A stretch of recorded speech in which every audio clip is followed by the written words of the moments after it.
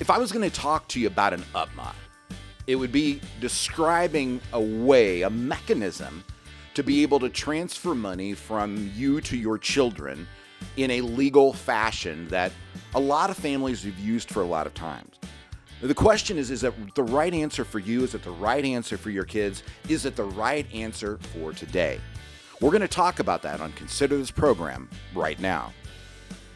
Well, good morning and welcome to Consider This Program. I'm your host, Joe Clark. And I'm Aaron Rheaume, our Director of Financial Planning. Aaron, it's so good to have you back. Oh, thank you, Joe. I'm glad to be here. We're enjoying it, and I know this is not one of your favorite topics, and I get that, and I understand it, and I can't tell you that I am a huge fan of UTMAs either because of the things that I've seen happen. But a lot of people use them when families come to our office and we transfer accounts in. Many times there is an UTMA involved, and people say, well, what can I do about that? So, Aaron, first of all, tell us what an UTMA is. Yeah, great question, Joe. And we do see this often in the office. We have grandparents or sometimes parents come in and they want to know what is a way that they can transfer assets to their grandchildren or children. And transfer when? During their life. So while they're still younger and not able to do this on their own, one of the mechanisms that you mentioned is the Uniform Transfers to Minor account, which allows you to invest while a child is under the age of majority. And here in the state of Indiana with an UTMA account, that is up until age 21. And then what happens when they turn 21? When they turn 21, they have full access to that baby. So that is the good and bad side of an UTMA. So usually you have a custodian that sets that up. Could be a parent, a grandparent of someone.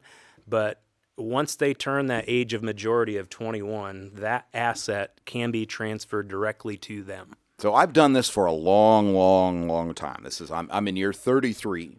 Uh-huh. So in years past, a parent would set up an UTMA account. So Aaron's got 3 little girls. I have 2 adult children, right? Sure. And Aaron would set up an account for his girls under UTMA. And this is in the years past. Don't think this is today. But he would set up an account and maybe transfer appreciated stock into that account where he was making a gift. You know, you heard us talk about the annual exclusion before, where you can gift up to $15,000 a year. Now, you got to be aware of the kiddie tax as well. Mm-hmm. But he could transfer stock into that account, right? And in years past, I would have people that had UTMA accounts for 30-year-old kids. And the 30-year-old kid, quite frankly, didn't know that the account existed, right? And it doesn't work like that anymore. You know, the IRS and the custodians, in this case, we're not talking about the grandparents or the parents. We're talking about TD Ameritrade, Schwab, Fidelity. They've got computers. Yep. And when those kids turn 21, we get a minor memo that says, by the way, we've got to call this kid and tell him he now has access to all of this money. Now, Aaron, as a daddy, how excited would you be for all 3 of your kids to get money when they turn 21 years old that they had, let's just say, absolute discretion over? How excited would I be? Yeah. On a scale of 1 to 10, probably about 1. So what's the benefit of an UTMA then? If you wouldn't use it and I wouldn't use it, why do people use them? They use them just because there is some, as you mentioned, the ability to gift for that $15,000 a year exclusion. And it also kicks some of the tax kind of can down the road. So if you do have a highly appreciated asset that you want to pass on to a child or a grandchild, the child takes on that tax burden when they reach age 21. They do, but they also take on the basis that you had in the property prior. Correct. Right? So this becomes a very, very complicated thing. And I believe, like so many different things, I believe that people use UTMAs because they don't understand other mechanisms that are out there. That's a great point. And I think they've heard things that are in the past. So I'm dealing with a family, I think tomorrow or later this week, over $2.5 million in assets. I read the trust. The trust is put together very, very well, except the laws changed. And I think there's so many times where people make a decision and then they check it off and they're done, right? Sure. And in this case, it's going to cost her a lot of money because of words the attorneys used prior to something that came out actually in 2008, I believe, under the pro rata rule. And the attorney didn't do anything wrong when the trust was created. It was done appropriately. So can I pause and ask Sure. you a question? Was that UTMA was part of that trust, correct? No. Or was that something separate? The UTMA was not in the trust. My point being on the Sure. trust was that it made sense in the moment the way that they did it. Sure. And then things changed. And when I look at the UTMA, I think I could sit down with many of you in an isolated instance where you had appreciated stock and you wanted to make a gift to a kid or you wanted to teach them how to invest, and you got a great 14-year-old, Yeah. right?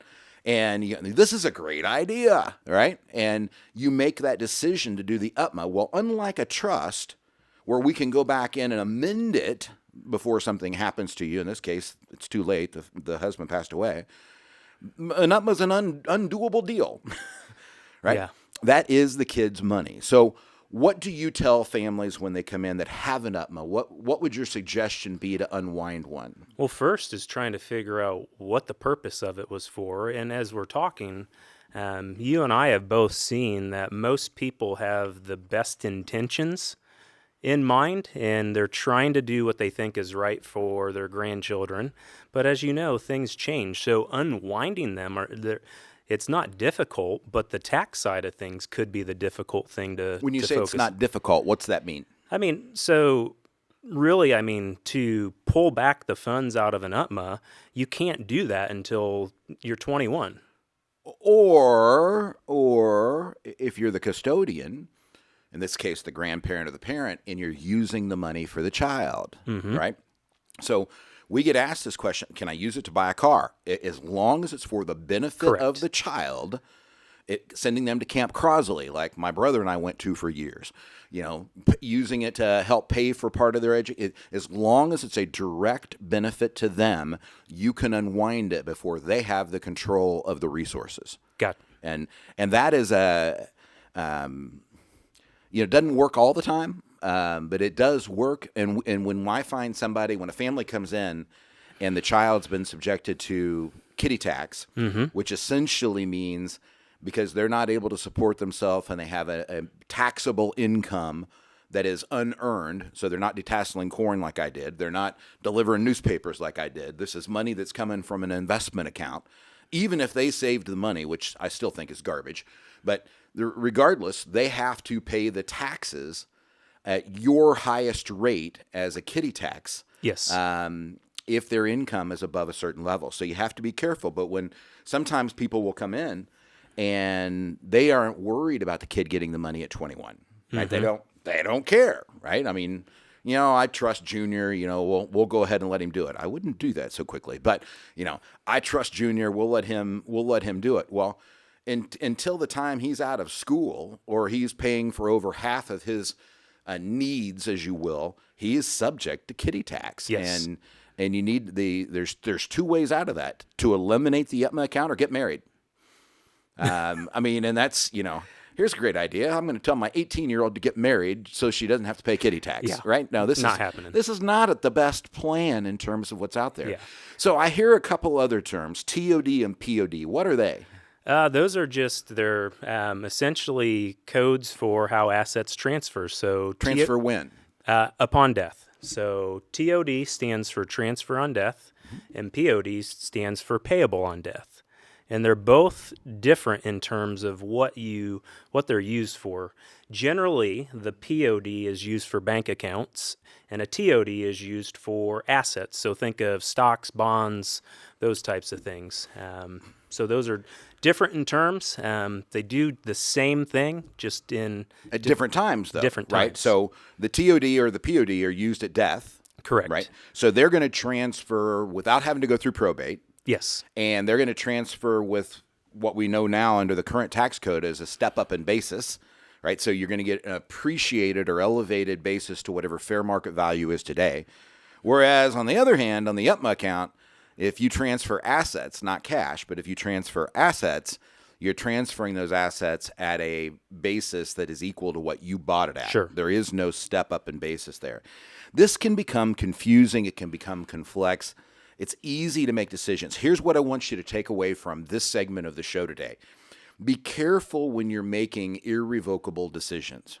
Now, some decisions are irrevocable, some are just hard to change, right? Mm-hmm. And UTMA is one of those that, with reasonable attention and understanding of the code, there are things with it that you can actually modify or make go away, if you will.